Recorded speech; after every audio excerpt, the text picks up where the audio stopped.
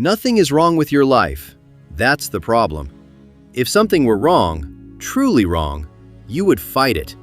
You would wake up with a reason. But nothing is wrong. The bills are paid. The routine works. The evenings are quiet. And somewhere underneath all of that quiet, something in you is dying. Slowly, politely, without making a sound. There is a war happening inside you right now.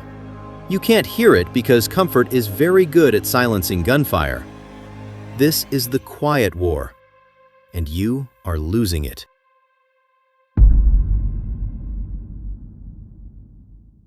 Look at your last 5 years. Not the highlights, the Tuesdays. The ordinary Tuesdays that make up almost all of a life. You wake up at the same hour. You take the same route. You have the same conversations with the same people about the same things. In the evening, you reach for the same screen, and it hands you the same warm, weightless nothing. You used to have plans. You still call them plans. But be honest, at some point, they quietly became memories of plans. The language changed and you didn't notice. I'm going to became I've always wanted to. That's not a plan anymore. That's an obituary with good manners. And here is the detail no one talks about. You're not unhappy. That's what makes this so dangerous.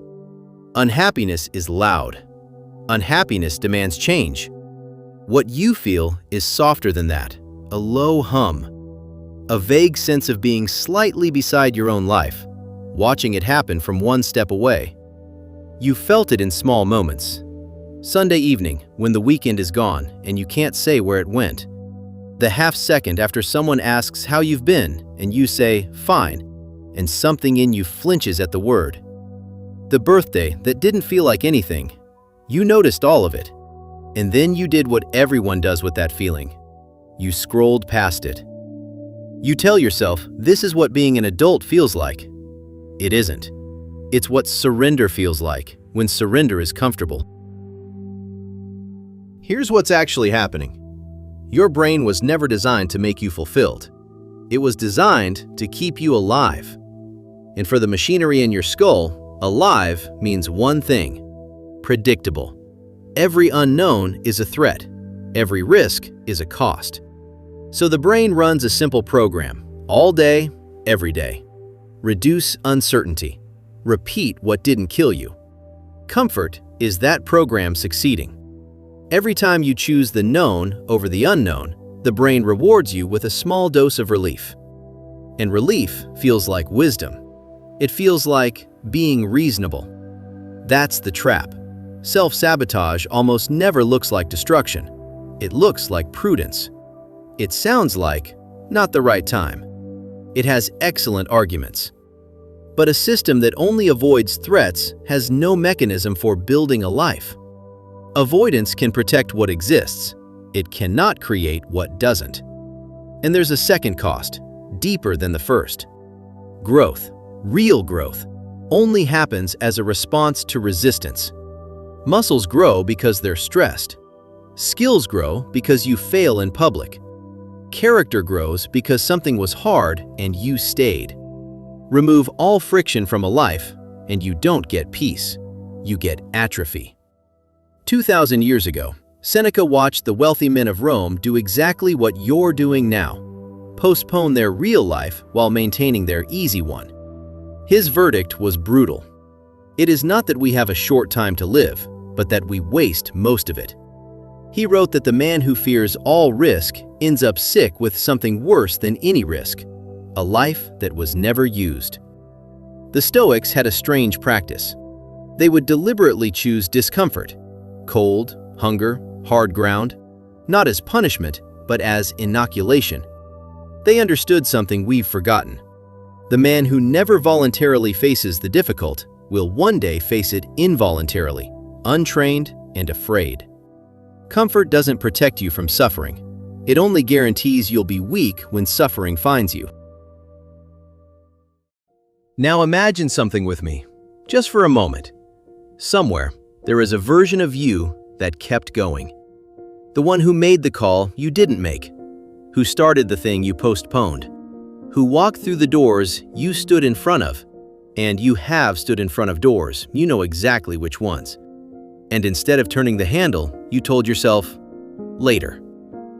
That other version of you is not more talented, not luckier. He is simply the sum of a few hundred moments where he chose the uncomfortable option and you chose relief. That's the entire difference. Not one dramatic decision, a few hundred quiet ones. This is why the war is silent. There's no single day you lost it, no visible wound, just a long series of small surrenders, each one perfectly reasonable, each one costing almost nothing. Almost.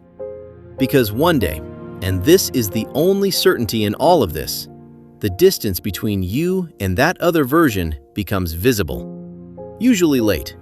Usually all at once. People call it a crisis. It isn't. It's an audit. And the most brutal question of that audit is not, why did I fail?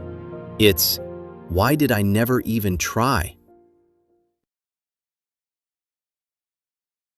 So here's the strange part. I'm not going to tell you to change your life today. Not because change doesn't matter, because you're not ready yet. And pretending otherwise is just another comfort. The grand gesture, the dramatic turnaround, the Monday that fixes everything. That's comfort wearing a costume.